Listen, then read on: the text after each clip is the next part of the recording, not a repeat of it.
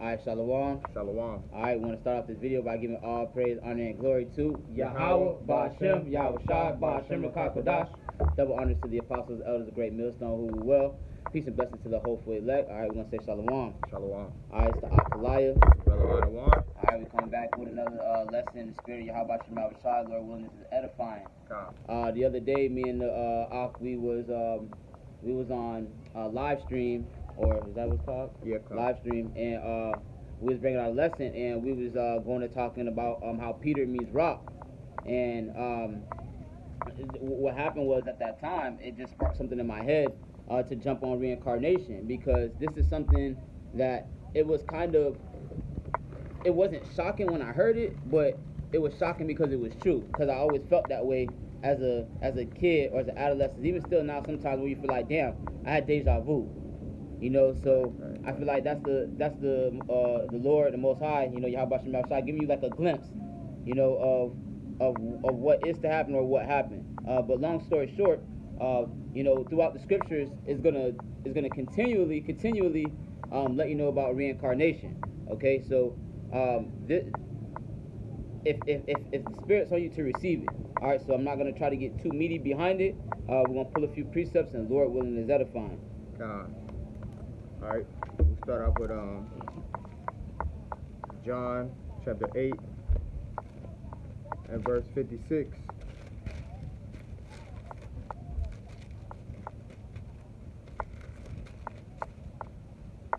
John chapter 8 and verse 56. Your father Abraham rejoiced to see my day, and he saw it, and was glad. Then said the Jews unto him, Thou art not yet 50 years old, and hast thou seen Abraham? Verse 58, John 8 and 58, Yahushua said unto them, Verily, verily, I say unto you, before Abraham was, I am. Right, so, how, you know, what they're saying is, he's saying, how are you yet, not even 50 years old, but you're saying that you've seen Abraham, because that's way before your time. Right. Right? And then Yahushua says, hey, trust me, verily, verily, I say unto you that I seen him. Right? That I know who he is. Right. Right? Salakia. Yahushua really said, I was there before Abraham. Con. So he's saying Abraham came after me. Con. You know what I mean? Mm-hmm. So that right there. Oh, Salaki, I'm gonna read the next verse real quick. Verse 59, because you have to keep in mind, Abraham is our forefather. You know that he was a friend of the Most High God. Through Abraham, you had Isaac and Jacob, right? So you have to understand the importance of Abraham and how much of a great man he was. And he said, Your father Abraham rejoiced to see my day, meaning Abraham was happy to see Yahweh Shai, right? And then when he said, Before Abraham, I was. So basically, he exalted himself over Abraham. And he wasn't lying. He wasn't lying. But watch, this how you know Abraham is a key figure, or he meant something to the nation of Israel at that time, even now. Because watch, verse 59. Then they took up stones to cast at him.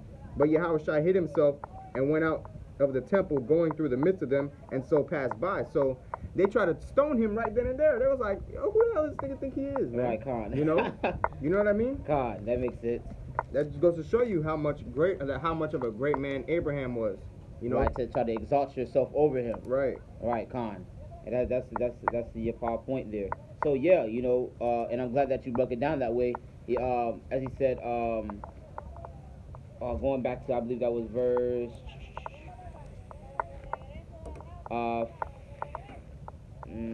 58, when he says, Before Abraham was, I am, like you said. So he's been there, man. Right. All right, that's reincarnation, man. Because how could he in that same physical body have seen Abraham? Right. Right? All right, so reincarnation is true, man. Right. It's the same thing throughout the scriptures, man. What the scriptures say there's nothing new under the sun. Yeah, Khan. You want me to get that? Khan, Baba Kashar. All right. It's Ecclesiastes. I got Genesis on deck too. It's Ecclesiastes 1, starting at verse 9. It says, The thing that hath been is that which shall be, and that which is done is that which shall be done, and there is no new thing under the sun. Is there anything whereof it may be said, See, this is new? It hath already been of old time, which was before us. You know? No problem. Ecclesiastes 1 and 9. The thing that hath been is that which shall be. Would you read that again? The thing that hath been is that which shall be. Has been, which is the thing that shall. Is that which shall be. Did you understand that? Right, right. The question was understanding where did he come in, and then it help you explain and help you understand. Read that one again. I got you. Ecclesiastes 1 and 9. The thing that hath been is that which shall be, and that which is done is that which shall be done, and there is no new thing under the sun. You know, so that's. He was thinking that was something new, but it wasn't. Right. Is old. right. In the new time. Exactly. But now you on the same old earth, but right now they coming in with a new world order, meaning that they're changing the times. Right. And you see, in these times was greatly concerning the times. Mm-hmm. These times was labeled as the last days. So it had to be the first days. Exactly. So that's why he mentioned the first and the last. Right. And brought it all in one. Right. All right, but that's also at the same time why the scriptures say that, you know, the Lord is Alpha and Omega, man, the beginning and the ending. God. All right, so, you know, this is just all a movie. All right. in one. Yeah. This Ancient of and Days. that, all in You one. want to make it Genesis? Come on, Papa Shaw. What was that? Genesis what? That's a lot. 13 I think or 15? you might be right. Yeah, It's man. 13. That's right. It's reincarnation is biblical, you know. People think that it's 13. yeah, okay. Genesis 13 and verse 18, bouncing back off the point of Melchizedek. Genesis 13 and 18. And Melchizedek, king of Salem, which Salem means peace, you know. Melchizedek, king of Salem, brought forth bread and wine, and he was the priest of the Most High God. And he blessed him and said, Blessed be Abram of the Most High God, possessor of heaven and earth. Blessed be the Most High God, which hath delivered thine enemies into thy hand, and he gave him tithes of all. You know? So that's it right there. Right. Can you go back to 18 really quick? God, Genesis 13 and Genesis 14 and 18. And Melchizedek, king of Salem, brought forth bread and wine, and he was the priest of the Most High power.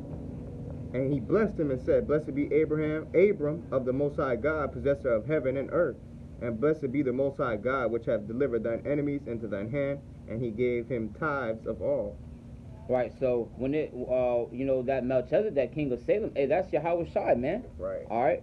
Yahweh Shai is the king of all kings, man. It says, and he was the priest of the Most High Yahweh. All right, and obviously we know that the Levites were the, you know, the priesthood, and now technically we're all priests right now. Yeah, that's right. And guess what, man? The Most High told Yahweh Shai in Psalms 110, he said, what? You are a priest after the order of Melchizedek, man. You know? But you got Hebrews? You want me to do Hebrews? Yeah, con. So like 7. Yeah, because that's going to put it in perspective, man. You know?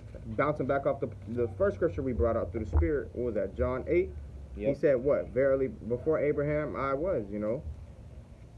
So let's get this. This is Hebrews chapter 7, starting at verse 1. For this Melchizedek, king of Salem, priest of the Most High God, who met Abraham, returning from the slaughter of the kings, and blessed him, to whom also Abraham gave a tenth part of all, which is tithing, being by interpretation king of righteousness, right? Melchizedek, Malach Tazadak, you know, king of righteousness. To whom also Abraham gave a tenth part of all, first being by interpretation king of righteousness, and after that also king of Salem, which is king of peace. Verse 3, without father, without mother, without descent, having neither beginning of days nor end of life, but made like unto the Son of God, abideth a priest continually. Ozai. That's it right there. You know? Verse 4, now consider how great this man was, unto whom even the patriarch Abraham gave the tenth of the spoils. So like I said earlier, through the Spirit, you know, you have to consider how great Abraham was. And if Abraham was to give Melchizedek tithes, that goes to show you how great Melchizedek was, man, which is Yahweh Shai in the reincarnation, you know. It actually made Melchizedek greater to see what Abraham did for him. Right. You understand? Right. Correct. It's facts. Verse 4. Now, verse 5. And verily, they that are of the sons of Levi, who received the office of the priesthood, have a commandment to take tithes of the people according to the law that is of their brethren, though they come out of the loins of Abraham. You know, it says, but he whose descent is not counted from them received tithes of Abraham and blessed him that had the promises. Right, so what does it mean that he who was not descent of them received tithes of Abraham? Melchizedek wasn't necessarily of Abraham's descent, okay? Because it said what? Melchizedek had no father, no mother. Why? Because the Lord just raised his spirit up. You know, the scriptures say how the Lord could raise up stones to prophesy. You know, that goes to show you the power of the Most High. You know, so that's what he did with Melchizedek, who was Yahushua. He just basically gave him an incarnation, so to speak. You know, he can just raise you up. You know what I mean? Verse 7, and without all contradiction, the less is blessed of the better. All right. And here men that die receive tithes, but there he receiveth them, whom it is witnessed that he liveth. Right, because the Levites who were the priests, they die. You know, they live in carnal bodies. But Yahushua, he lives. He's still alive. You know, scriptures say he's risen. You know, like the Apostle Paul said, he said, who died, but yeah, rather is risen. You know, Yahushua died, but the Lord raised his spirit up again. And Salaki, if you go back to verse 3, what it says, neither beginning of days nor end of life. Khan, right. Because Yahushua, his spirit has been there, man. You know, spirit has been there, man. All right. And what, verse 9. And as I may say so, Levi also who receiveth tithes paid tithes in Abraham. So the Apostle Paul is taking a jab at Levi, man, who are the priests, okay? And he's not necessarily disrespecting the Levites. He's just saying, like, this is how much greater Melchizedek is compared to the Levites, you know? Still giving them tithes. Right, you know? Because he said, what? Levi paid tithes to Melchizedek in Abraham. And they supposed to be the ones collecting the tithes. Right, exactly. So, you know, it's all through the Spirit, okay? Verse 10, for he was yet in the loins of his father when Melchizedek met him. So he's basically saying he wasn't even like, you know how back in the world your parents say you weren't even thought of at that time. You know, it's the same thing with Levi. Shalom. You know, you want me to finish off on that, or you want me to, I'll get a couple more precepts and then there's one more scripture?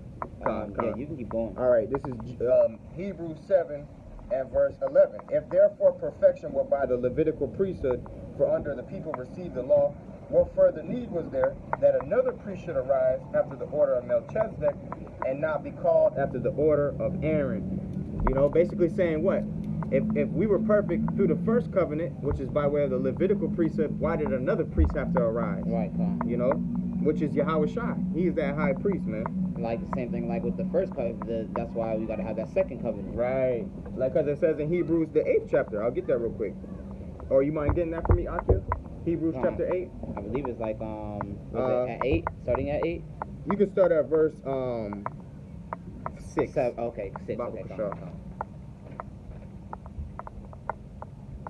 Yeah, Alright, this is Hebrews chapter 8 verse 6. But now hath he obtained a more excellent ministry, by how much also he is the mediator of a better covenant, which was established upon better promises. For if that the first covenant had been faultless, there should no place have been sought for the second. All right, because you got to think about it, man. You know, as soon as that covenant was written, hey, what happened when Moses was coming back down from the mountain, man? Jake was going off. Jake was going off. Like okay, you remember like back in the day at your grandma's house and you seen the Moses movie, and he'll be holding the two tabernacles and they kind of look like they split. And that came from when he came down. He was like, "What the hell going on?" Like he just dropped them. Like, oh yeah. Like, hey man, Jake going off bad, man. They was down there making molted calf. They was making that golden molted cow of earrings and things like that, right? And hey, man, they all had to toss that away. And that's another thing for you people out there saying that you can't have earrings, you can't have earrings. Right. Yep. You know, but you kept reading on the Hebrews 8. Yeah, he just stopped that. I was kind of breaking it down. He's you going to verse 8, right? Yeah. Okay. All right. This is Hebrews 8 verse 8. For finding fault with them, he said, behold, the days come. Salakia. Can you start at verse 7? Salakia. This is Hebrews 8 and verse 7. For if the first covenant had been faultless, then should no place have been sought for the second. Right. Meaning, if we were faultless, because the law is perfect, it was us who broke that covenant. You know, the scriptures say many times again that we were the ones who broke the covenant, man. And it's going to tell you in the next scripture. Verse 8, for finding fault with them, he saith, behold, the days come, saith the Lord, when I will make a new covenant with the house of Israel and with the house of Judah. Proves to show you what? Broken up. Salvation is only for Israel. Exactly. At least the new covenant, you know what I mean? Creep. Not according to the covenant that I made with their fathers in the day when I took them by the hand to lead them out of the land of Egypt, because they continued not in my covenant, and I regarded them not, saith the Lord. And that's to show you that, you know, that just that separation when it says Israel and Judah, northern and the southern kingdom. Alright, but it's gonna tell you how we're gonna come into one, you know, one stick. Yep, Verse 10, for this is the covenant that I will make with the house of Israel after those days, saith the Lord. I will put my laws into their minds and write them in their hearts, and I will be to them a power, and they shall be to me a people. You want to break that down now? Oh, so verse 10. Verse 10. All right. So basically, what the Akim said earlier, that salvation is only for Israel. Right. And once he writes his laws in our minds, we'll never be able to go off again. Right. And sin is our only weakness. The only thing that makes us go, that takes us away up from our power is sin. Right. That will be no more once it's written into us. It'll be impossible for us to sin. Exactly. So renewing the inward part. So, and no man's gonna have to ask who Yahweh Shai is, who Yahweh is, man. Everybody's gonna know the names. Niggas is not gonna be out here slocking. Not gonna be out here playing with the Lord's name like y'all do now. Yeshua, Yahweh, doing all that now, man. You're gonna know. Right. Ain't gonna be needing to ask Jake for his YouTube channel, nothing like that. Not saying that that's going off, but just we're not gonna have to teach him the kingdom. You know. But, that's the next verse. Verse 11, and they shall not teach every man his neighbor and every man his brother, saying, know the Lord, Yahweh Bashem Yahushai, for all shall know me from the least to the greatest. From the least to the greatest. Fucking heathens, all the way up to King David and 144. Because that would have been the right order, right? It would have been right. Yahweh, Shai, King David, the 12, the 144. Right, and then the rest of the 1/3.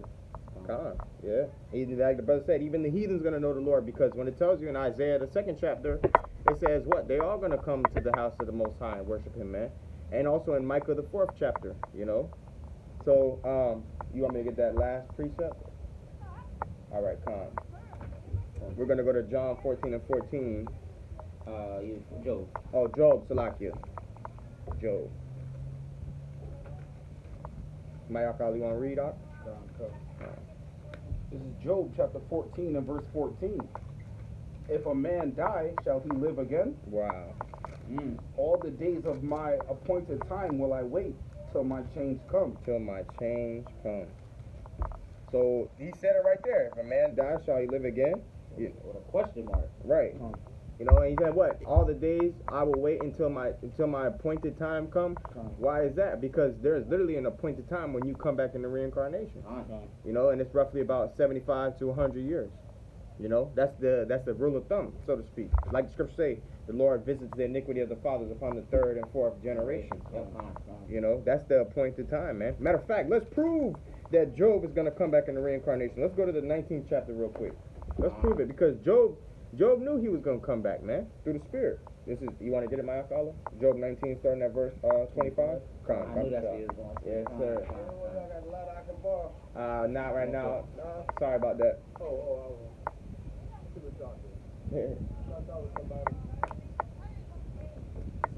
This is Job chapter 19 and verse 25. For I know that my Redeemer liveth, and that he shall stand at the latter day upon the earth. Wow. And though after my skin worms destroy this body, yet in my flesh shall I see Yahweh. Right. So Job's saying, hey, he knows that Yahweh Shai lives, man. At the latter day, man, he's gonna stand at the end of the earth when the judgment comes, man. God. All right. For Babylon, primarily, man, you're gonna see that happen, right? And he knows that's why Job says, after my skin, worms destroy the body, right? Because the physical body is destroyed, but the spirit is lifted. I'll prove that. I'll prove that real quick. What the brother just said. So Job understood reincarnation. Right. You know, that's why you know that perfect to come to this chapter. Go ahead, though. It's Ecclesiastes 12:7. Then shall the dust return to the earth as it was, and the spirit shall return unto the Most High who gave it. Yep, that's plain and simple. The spirit's gonna return to who gave it, and the physical body is gonna go into the dust. Where, as you know, what you see in all these movies every time in the casket, you see worms, bugs, and all this other shit, man. Right. You're not worried about the physical body. You're not worried about the physical body. Right, and then that cuts hell too, or so-called what people know as hell. That cuts hell. It says the spirit returned back to the Most High, so the Most High chilling in quote unquote hell. You know. You know, or at least the hell that they think. Right. Because hell does exist, but it's not what they think. Hell is synonymous with the grave or underground, and it's also a condition or a state, you know, that a person may be in. Babylon. Right, you know. But yeah, that's it on that. Khan, man, you got something you want to throw on there? Khan, I'm good. You got a precept out? You know, my alcoholic pulling out the Hold fire on, precept. Khan, let's put something out the cut. Yes, sir. I'll read it for you if you want me to. Make sure it's right. Yeah, man. So, hey, reincarnation is biblical, you know, and it's important. Ecclesiastes 3:16. Con. Ecclesiastes. Con. I got you. Ecclesiastes chapter 3 and verse 16. And moreover, I saw, can I start at verse 15? The water. It says, Ecclesiastes 3 and verse 15. That which hath been is now, and that which is to be hath already been. And the Most High requireth that which is past. That's another reincarnation scripture. And that also goes to show you what? That you devils got to pay for what your forefathers did. You know, like they like to say, that wasn't me, that was my ancestors. Love that. You know? Hey, well, guess what? The Most High requireth that which is past. Verse 16. And moreover, I saw under the sun the place of judgment, that wickedness was there, and the place of righteousness, that iniquity was there. I mean, where is that? Earth under the sun. Right. That's exactly right, bro. You know? It says, and I said in my heart, the Most High shall judge the righteous and the wicked, for there is a time there, and for every purpose and for every work. You know? But like the brother wanted to bring out, man, you know, hey, what? He saw under the place of the sun, the place of judgment, man. Not the quote unquote afterlife. The quote unquote afterlife, the spirit realm, that's where you get your sentence for judgment. But you live it out here on earth. You know, because where are we at? We under the sun right now. And it says what? That iniquity was there and righteousness is there. Now, Lord willing, we be a part of the elect, but what we're doing right now is a righteous work. But what is Jake doing? Wickedness. You know, we come by, Jake smoking and shit. So that goes to show you the scriptures is real, man. This is the place of judgment, you know. But yeah, that's you got. Because I was thinking about as you said, you live your judgment out on earth. Because Jacob say a lot of time, and this is one of the very first things that out of the many questions I had when I first came into the truth. Why the hell does a so-called innocent, or you know, when you look at like a baby or something, like, this is only 3 years old. Why the hell that baby died by a bullet? Point proven here. Like you said, you're gonna live out your judgment on earth. Right. This is Job chapter 4 and verse 7. Remember, I pray thee, whoever perished being innocent, or were the righteous cut off? Right. Exactly, man. You know, whoever perished being innocent, man. What does it say? The soul that sinneth, it shall die. Yep. You know, the wages of sin is death. Yeah. So if you died, that's because you probably did something wicked in the past life, or you did something wicked in this present life, man. That's your judgment. You know, and we all gotta die, because why? Back in our past lives, in the time of Adam, you know, when he went off, when we, you know, back in the garden when we were the sons of God, which we still are. Hey, what? We gotta die, because why? We were supposed to be. Well, we're gonna get it back in the kingdom, but we were given the way to know righteousness and righteousness alone. But once we dipped off into that left-hand side, then we had to die, man. Let's get that real quick. This is Wisdom of Solomon, the 2nd chapter.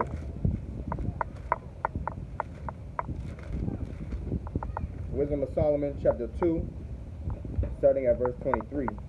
I'll wait for you. You got there? Con. Wisdom of Solomon 2 and 23. For the Most High created man to be immortal. Talking about the Israelite man. All right? And made him to be an image of his own eternity. Like the scripture say in Genesis 1, we were created after the Lord's image. You know? It says what? Nevertheless, through the envy of the devil, meaning you wanted to be wicked. You wanted to be evil. You know, through envy of the devil, man. Okay? Because why? Satan was created to be wicked. Esau was created to be wicked. So, like the scripture say, envy not thy oppressor. You know? So through envy of the devil came death into the world, and they that do hold of his side do find it. You know, so if you hold on the side of wickedness, you're gonna find death, man. And we all are gonna die because why? We found the side of wickedness, man. You know, but now in the time that we're living now, this is another reincarnation scripture, because now in the time that we're in now, what did the Lord say? There are some of us standing here that shall not taste death. Thank you. I'm gonna read it and I got you. You break that down. This is Matthew 16 and verse oh man, what is that? I think it's Matthew 16. Taste death. Yeah, con. 28, 16, 28. Water. Matthew 16 and 28. Verily I say unto you, there be some standing here. And what was that? That was about 2,000 years ago when Yahushua was on the scene. That's red letter. It says, verily I say unto you, there be some standing here which shall not taste of death till they see the Son of Man coming in his kingdom. Oh, man. That's reincarnation right there. Because all them apostles died off. Right. The physical body was gone. Right. All them apostles died off. Peter was crucified. Apostle Paul got killed. You know, a lot of the apostles got killed, man. Murdered, you know.